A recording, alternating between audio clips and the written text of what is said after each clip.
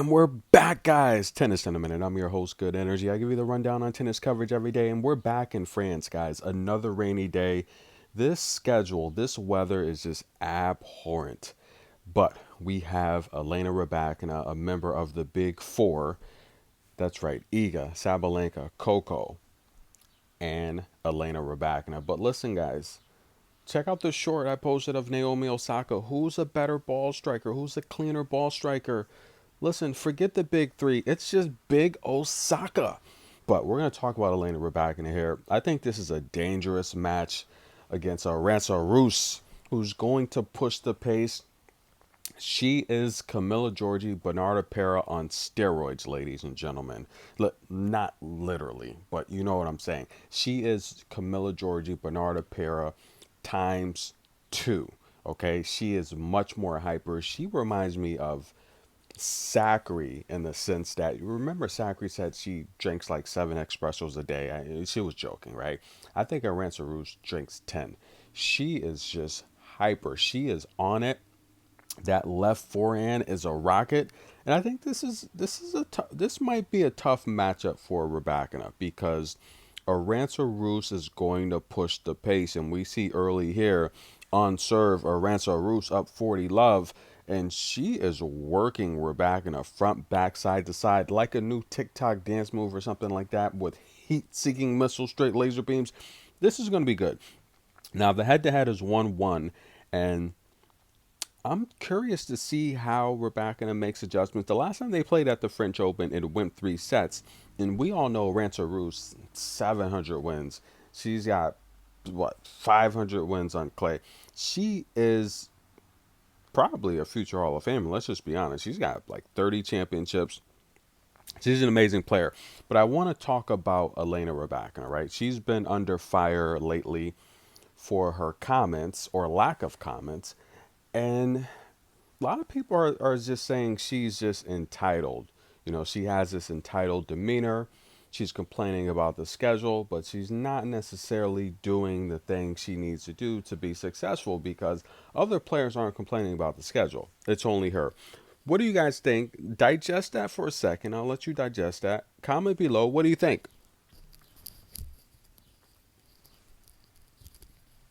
Comment.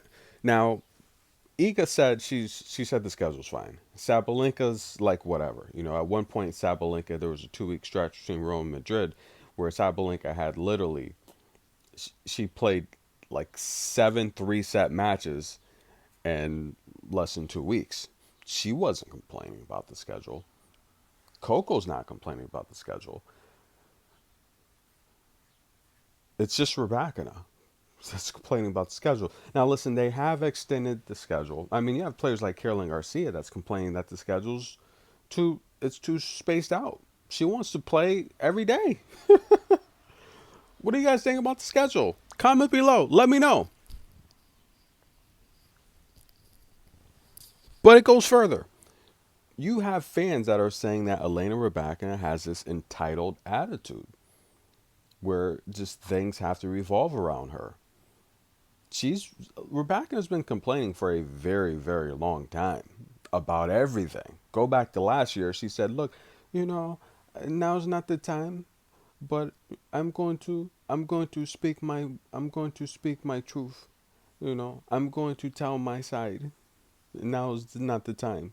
At a later date." Listen, she's come under fire this week for snapping at reporters. Now, I talked to Elena Rybakina in the past, remember?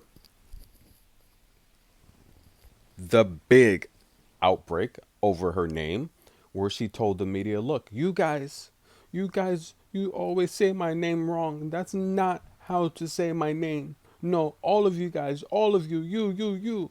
That's not how my name's pronounced. You always say my name wrong. I'm sick of it. Listen, here's the thing, and I talked about her name in the past. I've heard her in interviews pronounce her name how a lot of the media has said it, and she said that was wrong. Now, look, I gave her the benefit of the doubt. You're coming from a match, and you know she introduced herself, so you're just playing a match, and you're tired, and it comes out wrong. We've all done it, okay? where you're introducing yourself, and this is for athletics. Anyone that's playing athletics, you're introducing yourself, and it just comes out wrong. You pronounce a vowel, a syllable, just half. You know what? You pronounce it half as, and it just comes out wrong. And then, but the thing with these popular entertainers and athletes, once you pronounce it wrong, it's out there, and people run with that. And then I've seen her come back and pronounce it another way. So Sophie is amazing. She says Elena Rybakina. She still says it to this day, Elena Rybakina. And at one point, that's how I thought. A lot. Here's what people understand. A lot of how I pronounce players' names is how the announcers announce. Because I'm watching so much tennis, I say it how the announcers say it. You know, and it's sometimes it's tough to get these players in interviews introducing themselves at this level.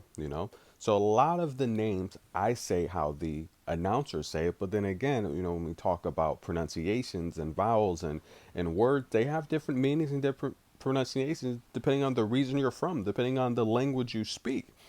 So sometimes, especially if look, you guys watch the Victoria Golobic versus Barbara Katigova match, the Chair Empire, gullible, 4 games to love. So sometimes it's comical, but nonetheless, back to Rebecca. Okay, she snapped on the media in the past, and she did it again this week. She said to the media, "Look, you guys, come on, guys.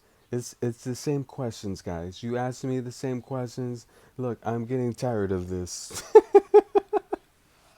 All right, guys, listen. I'm not here to bash Rebecca. In fact, I'm gonna defend her. This is how I feel, guys. You get good energy, some press passes, and I'll go in there and I'll ask some good questions.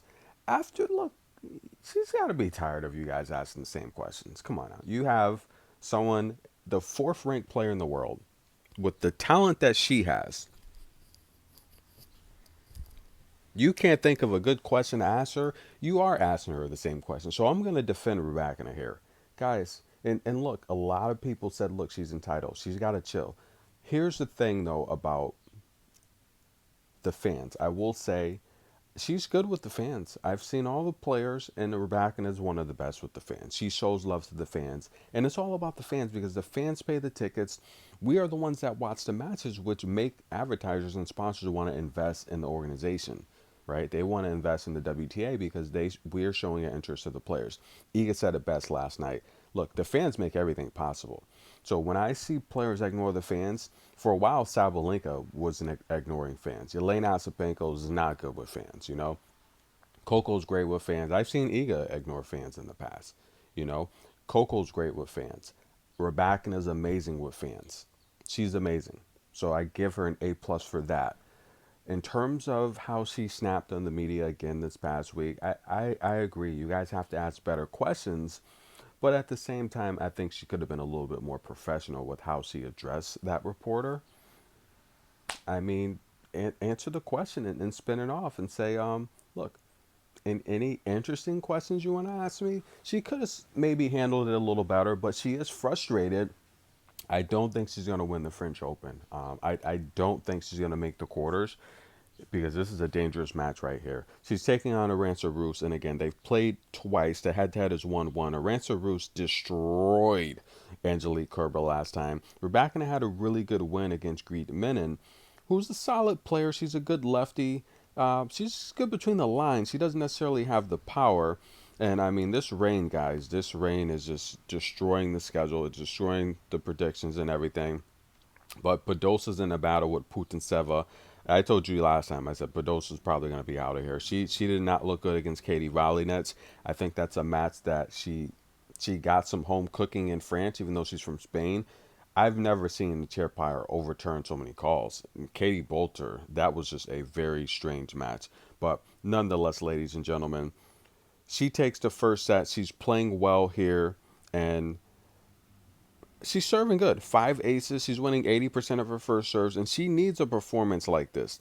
She has to step up and show people that she really belongs in the big four conversation because she's been MIA. She's been complaining a lot. She hasn't been feeling well. and she's in her mid 20s. I've talked about the window of tennis players. That window closes once you're hit 28, 29, 30. No one over 30 is winning Grand Slams.